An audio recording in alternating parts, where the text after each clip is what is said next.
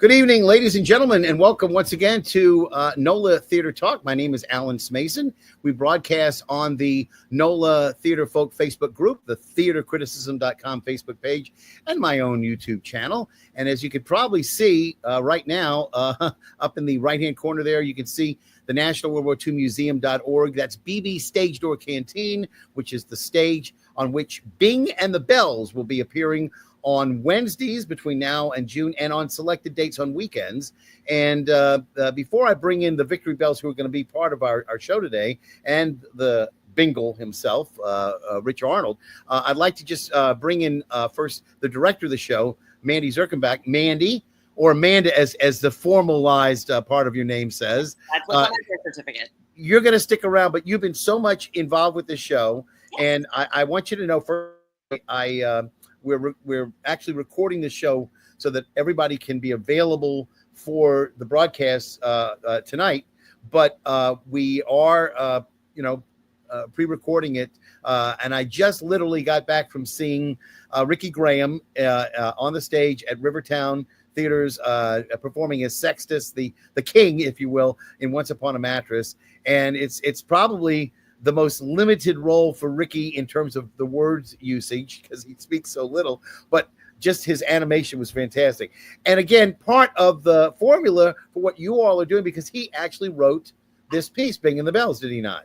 He did write the book for this. Yeah, he and Tom collaborated on what songs were going to be used, and then Ricky came up with the premise and tied it all together. Now, we like to be, traditional in this show. And I think you've been on at least one of the shows previous that I've had. One of the things that we always do is we insist that people bring in a drink. It doesn't have to be alcoholic, but you know what? They started during the pandemic, so it couldn't hurt. And I want everybody to see what my drink is. First off, before I ask you yours, this is a special kind of whiskey, what we would call bourbon if it were actually put in a barrel in Kentucky and staying, for at least 18 months minimum, then it would be considered bourbon. But this was actually made out of this country. But notice it's critics' hit, Smason Vintage 5784, which was the Jewish year last year. This was actually made in Israel. And I'm happy to say I'm going to enjoy this as much as I can. Good. Critics hit. I think I like that.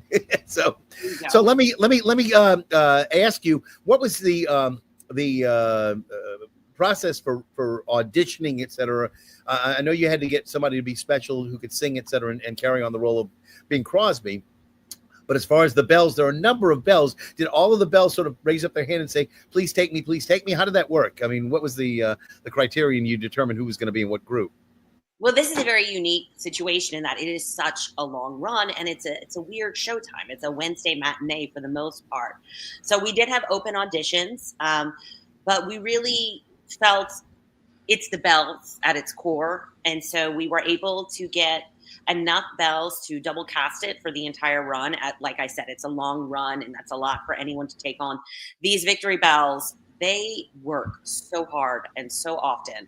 And so to ask them to take on something else was a lot. So we were able to find 6 women who are just wonderful at what they do. And we started rehearsing, and if you could be there, you couldn't. We taped rehearsals. They're all pros. They're all learning on their own and coming to rehearsal prepared. So yeah, it's been a different kind of rehearsal process. But when you're working with Victory Bells, you're working with professionalism. All right, so there are 2 groups that are going to alternate. This is the first group, and I believe we have Kiara and Allison who are going to be in the group, and they're going to tell us their names, et cetera, as their characters. But they're 2 of the people that you see there, and again, the second group includes, of course, Courtney Anderson and the other 2 ladies. Kate. Kate and Brianna. Okay, so again, they have had as many as, I think, 16 different Bells at one point, and a lot of them have rotated in and out, et cetera. So it's hard for me to keep up. So let me, if I may, first off, introduce the 2 Bells who are here, as I mentioned. That's Allison, Kiara. Allison's on the right, and Kiara's on the left. Am I correct? Yeah. Yes. Okay. So the Bells are getting ready to do their show while we're recording. So they're here for a limited amount of time, but I had to find out what they brought in the room as far as their drinks. Is it anything other than water? because your director's here. You know, she's oh good. It's vitamin water. That counts. Vitamin water, It has fantastic. caffeine in it. Good for you. Mine's Good for iced you. tea, so There we go. All right. So the criterion was choice for all of us. the criterion for basically deciding who was going to be able was which bells would be able to audition, etc. You determine who was going to be there. We have the two groups of three that I mentioned, but the more important part, the role that's the pivotal role and constant for these groups is that played by Rich Arnold, who is our Bing Crosby. And again, Rich, I want to appreciate you being here as well. People can see it's not so late. What are you drinking today? Well, it's a little bit of an old fashioned, but it's really just kind of whatever my parents had at the beach over here. It's Jack Daniels with some bitters and simple syrup, kind of a mock old fashioned. So there were some fantastic songs, and I actually had my booklet with me.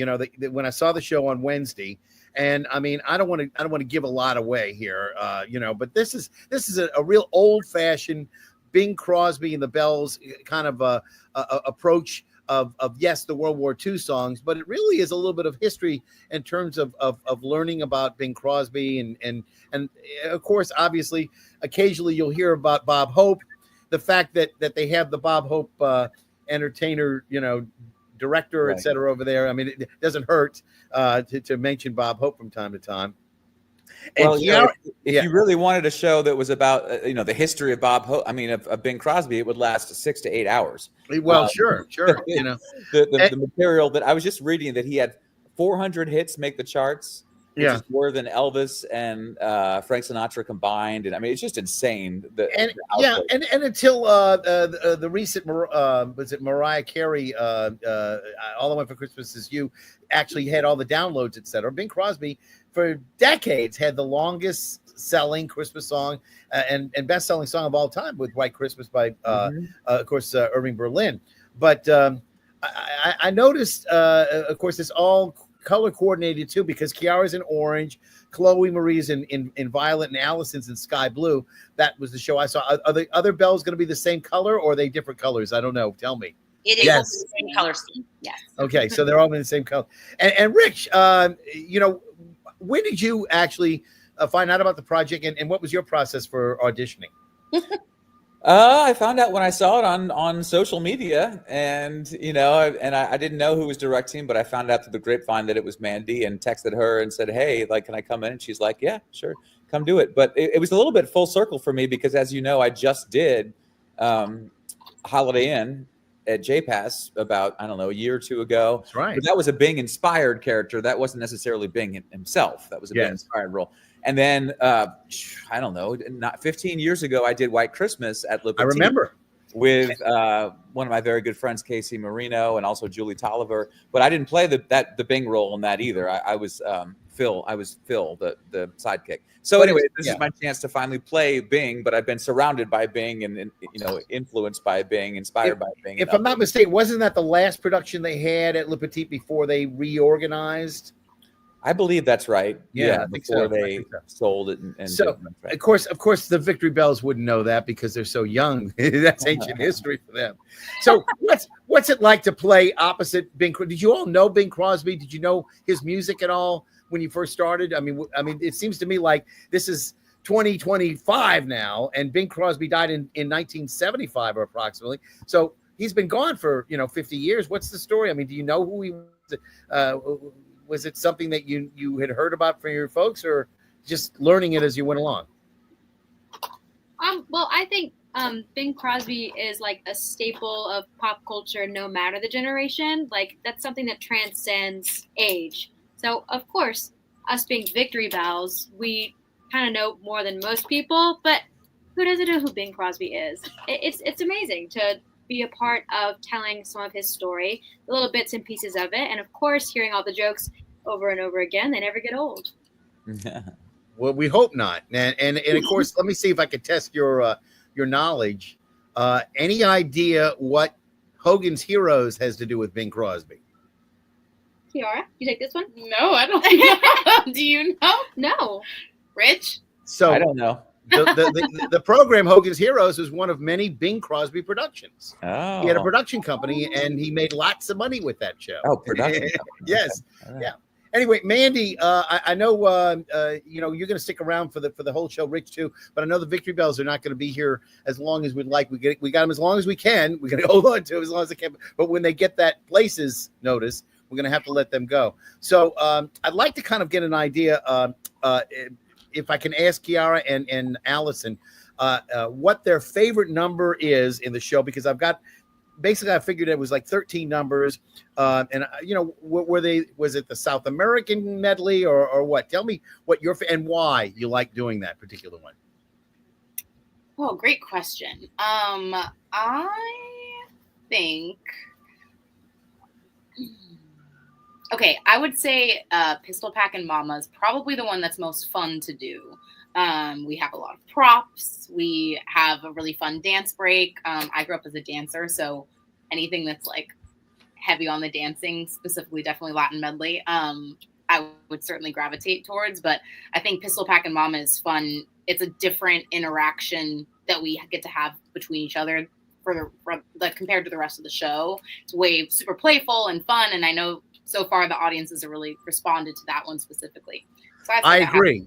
I agree. That's a great number. And I didn't actually know who had written Pistol Packin' Mama, because I had, thought it might have been somebody like Irving Berlin, but no, it's a completely different guy who did some of these novelty songs during the 40s, et cetera. So, this is a great number. Allison, what about you? Is there a particular number you like? I love Pistol Packin' Mama. I love the dancing of it and just the kitschiness of it. It's really cute, but I have a soft spot for the yodel and jive. Yes. Fun to sing. That surprises me too. That's one that nobody knows. The choreography Mandy gave us for yodel and jive is it's like nuance and like small flicks, and it's so cute. I think it matches like the Alpine swing. Amazing. And the harmonies are really tight. It's really nice. And actually, Allison yodels, so I do. I love to affinity for that song. I love to yodel. Make Tom Hook take credit for all of this stuff too, because he came up with a lot of these song titles, and he stumped me on a couple of them. Yodel and Jive was one of them. There was one that I was trying to remember what it was offhand, but in Bahia. Yes. The part of the South American tribute, the Three Caballeros, Brazil. What was that? Brazil, Look in Your Eyes, something like that. I can't remember what that. South America, Take It Away is the name of South the song. America, Take It Away. Yeah. And then well, that was the fourth song, but there was one called Brazil. I don't know if that was the same part of it. Tia in Bahia. Yes, Tia in Bahia. And you don't have to know the language.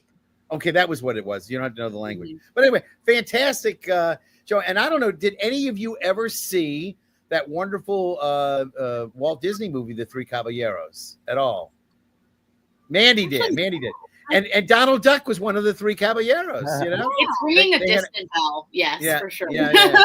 So and that happened during the 40s. That was a movie that I didn't see it in the 40s. Neither did I. I did some movie research, but there's too many to watch. I watched Going My Way, and I watched The Bells of St. Mary, the two where he played a Catholic priest, Father O'Malley. The Bells of St. Mary was opposite Ingrid Bergman. It's really great, but I tried to get to watch that to get the cadence down. But I should have watched many more, because that's all that I was really trying to encapsulate him and get his cadence and his sequence down. And it's the opposite of what I've usually done as an actor. Usually I tune out the original artist and try to make it my own. And on this one, I was trying to lean in and do exactly what he did. And of course, Going My Way won an Academy Award for him, if I'm not mistaken, right? Yeah. 1944 or something. But one of the other songs that's in the show, Swinging on a Star, I remember from being, I think, in Robin and the Seven Hoods, wasn't it? Or Miracle, maybe it was Pocketful of Miracles. I can't remember one of those shows. But anybody know which one it was as far as it goes? It did win the Academy Award. I can't remember which movie it won for, but I thought it won for was Going My Way as well? It could be. It could have been the same. But was it a show as well? A theatrical show? I can't remember, and that's that. I haven't done my research on that too, but I remember. I think I thought I remembered in Robin and the Seven Hoods that he did a colorized version, color version of it. That was a Frank Sinatra seven. What do you call it? A Rat Pack movie.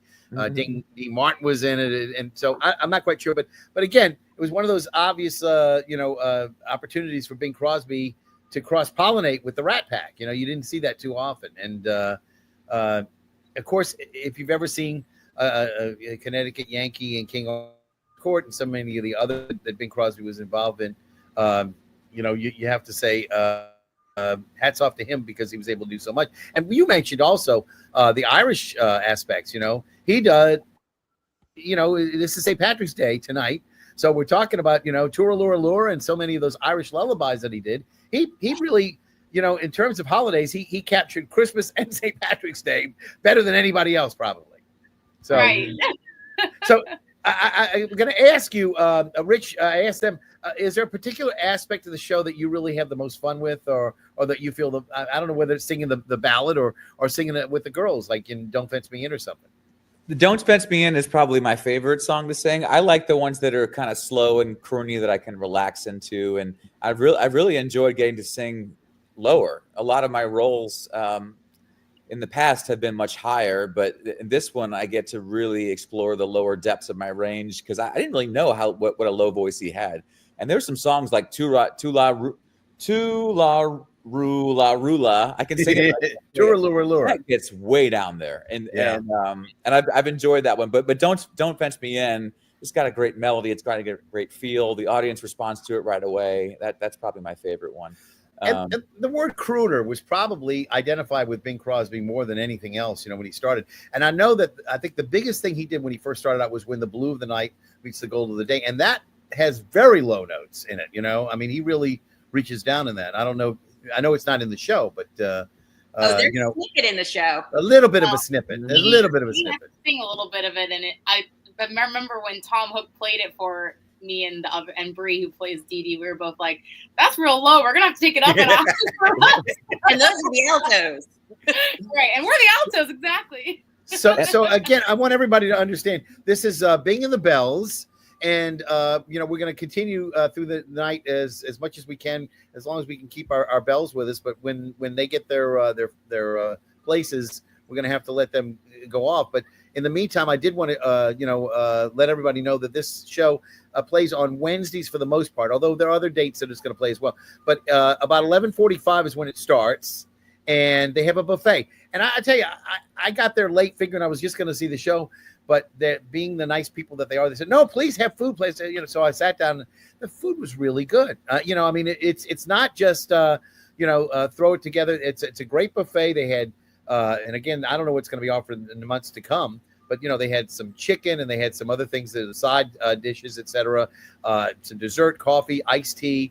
It's a really good bargain for what you're getting. And I'd like to say that it's not something that we get to see much anymore, like a dinner show, although this is at lunch. But, you don't see that much. And in the past, it used to be more prevalent than we get to see it. But I have to say that I think they did a really great job of getting the food out, serving everything. And I always remember to leave a little something for your wait staff, because it's very important these days, especially after the pandemic. We know how important waiters are. So, keep that in mind. And, we don't have to leave tips for the Bells or Bing, but we do have to leave tips for our wait staff. So, in terms of this show, I think that it's got great possibilities. I mean, this is something that you could do every year if you needed to on a regular basis. And such things have been done before. I know when the Andrews Sisters tribute was done by the Victory Bells, that went on for seemingly more than a year. So, this might be something that they say, well, we'll extend it, or will they? Do you know whether or not you've heard anything? Is it a firm end in June, or if it's successful, will they continue it? Do you know? There's another show coming in after this show, and where it goes from there, who knows? But I think it's something that could be brought back. Let's put it that way. I guess it depends on your schedules, right? I mean, whether you're available. You mentioned the Andrews Sisters. That would be. That's something that's important to note, because I think that was kind of the inspiration behind the show. that, a lot of and because they perform so much together. And if you look at some of these old videos, they were magic together. They really were. And so I guess you were talking about, like, you asked me what was kind of special about the show, and that's it. It's the interaction between Bing and the Bells, because like it seems at first glance like a little bit of a mispairing, but actually they really work well together, because it has, they're rooted in history, and they have that relationship, and the songs were written for them to sing together, and so it works. And Nandy, you're the choreographer, so I have to ask a little bit about, how did you approach the choreography? I know, because it's a small stage, it's not gigantic. You can't have them going everywhere around. But what was in your mind? How did you design that choreography? It's a small stage. It's a lot of numbers. I mean, we have a 9-minute Latin medley, basically. We have a 9-minute medley. We've got a Western section. We have all these different things. So I wanted to approach it with each song has a different vibe, a different mood, and we're going to pull things in for that. But it couldn't be a dance show per se, because what makes Bing and what made Bing and the Andrews Sisters, they're not known for their dancing, they're known for their music. And the women that we have and Richard are all incredible vocalists, and what they're doing with these harmonies and the way they're working together, I didn't want to have to sacrifice any of that for movement. So it was a little bit of walking a line of how much movement can we do to keep it fresh and interesting and different without sacrificing those vocals. It was fun. It really was. It was. Wendy's a great choreographer and very patient teacher. I would certainly work with her again. Great director. It's been a dream. And again, you're going to be alternating. So you're going to be performing not this coming week, but the following 2 weeks later. Actually, this week it will be us. It's going to be every 2 weeks the cast will rotate. Oh, so this is, okay, I got you. And then the other cast will have the next 2 weeks, and we'll kind of keep bouncing that way. Okay, well, that makes sense. Okay, so yeah, because that way it's fresh, and you get to feel, it's sort of like putting on an old coat that gets to be very comfy, and you got to get past it. I think that the day I saw, which was the first day, that I almost saw that there was a little bit of relief that the show was over. You'd gotten it done. The first audience was done. Am I right or not? They needed an audience. Oh, yeah, for sure. Yeah. And I know that we started on interesting territory, because your microphone didn't work for the first number. But you, Rich, to your credit, your voice carried. You knew how to project to the back of the house. So we knew the microphone was up. So what they did was, the engineers were so beautiful. They said, "Oh, his microphone's not working. It's either off or something." They put everybody else's vocals down, and then it was all measured, equally with everybody. So even though you were going to the back of the house, so were they. So it's one of the things Kiara whispered in my ear, "Your microphone's off," and I'm like, "Okay, but there's nothing I can do about it." There's nothing, because none of us leave the stage ever at all the entire time. And the mic pack is in a place where to go fiddling with it would be uncomfortable. Exactly. So and you can't see it. It's behind your back. Right. And we couldn't help things because we didn't know where it was. Right. Anyway, I tried to make a moment where you kind of acknowledged the elephant in the room and was like, "Okay, we've got some business to attend to," and we just and the audience kind of liked, I think, being a part of that. But stay in character and break the fourth wall. Like chat. Anyway, but it was beautifully done, and I think it was fantastic that you were able to just pivot like that. And again, if you get a chance, I would like to recommend everybody get a chance to see this show. It is fun, and there's a lot in it. I mean, you do a lot of songs from the 40s that you might know. Johnny Mercer's "Accentuate the Positive."